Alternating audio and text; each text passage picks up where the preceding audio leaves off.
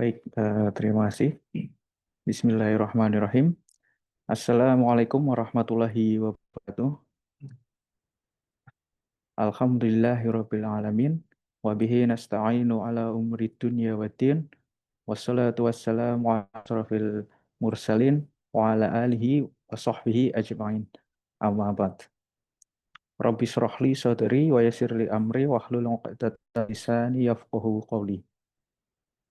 Alhamdulillah, segala puji bagi Allah yang telah melimpahkan rahmat dan karunia-Nya kepada kita semua.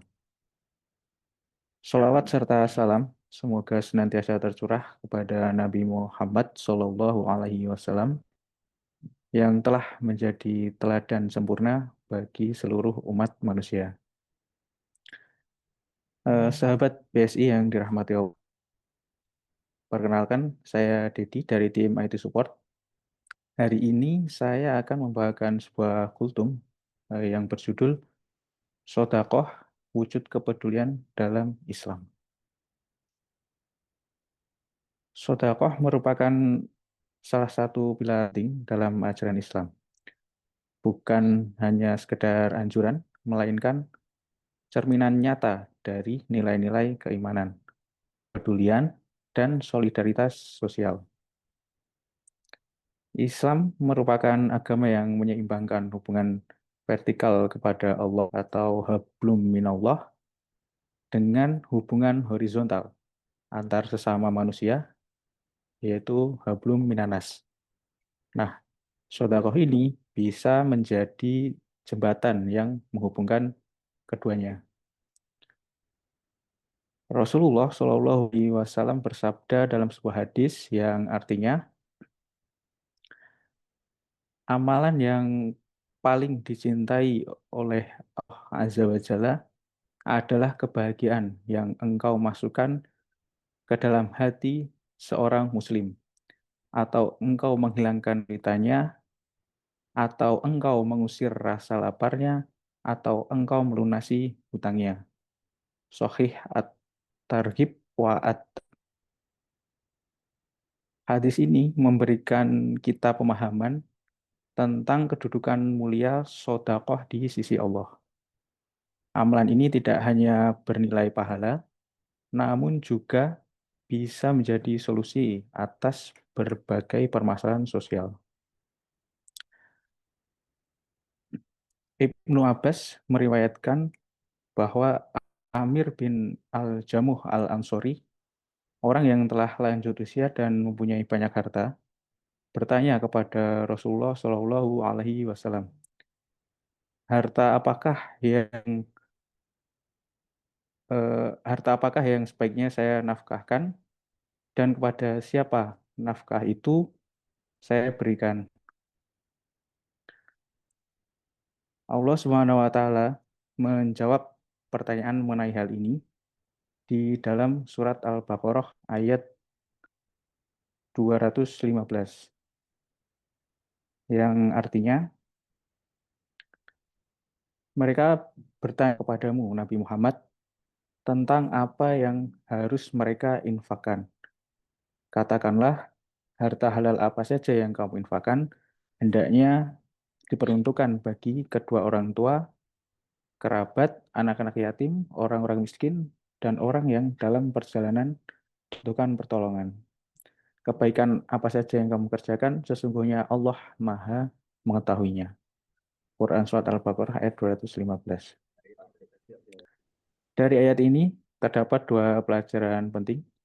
Yang pertama yaitu terdapat rasa min khairin, yang berarti dari kebaikan. Para ulama menafsirkan ini sebagai harta yang baik, yaitu yang diperoleh dengan cara yang halal dan thayyib. Ini menegaskan bahwa sedekah harus berasal dari sumber yang baik agar diterima oleh Allah. Sesuatu dinafkahkan hendaklah diberikan lebih dahulu kepada orang tua, yaitu ibu bapak, karena keduanya adalah orang yang paling berjasa kepadanya. Setelah itu barulah diberikan kepada kaum kerabat dan saudara-saudara yang memerlukan bantuan.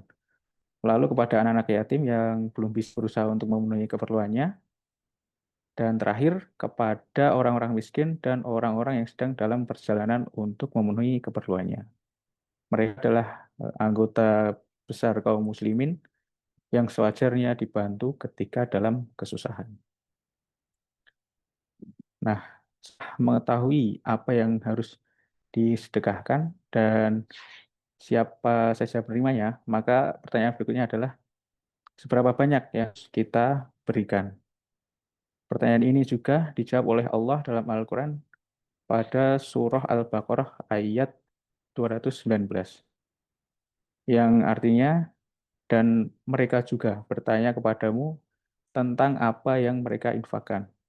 Katakanlah, yang infakkan adalah al-afu, atau kelebihan dari apa yang dibutuhkannya.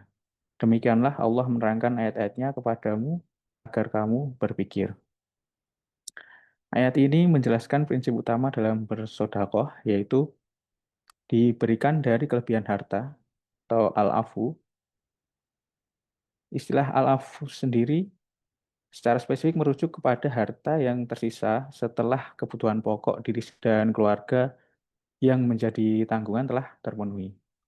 Prinsip ini menunjukkan keseimbangan dalam ajaran Islam, yaitu mendorong kedermawanan tanpa menyebabkan kesulitan bagi diri sendiri dan keluarga. Sedekah merupakan ibadah yang sangat mulia dan memiliki kedudukan tinggi dalam Islam.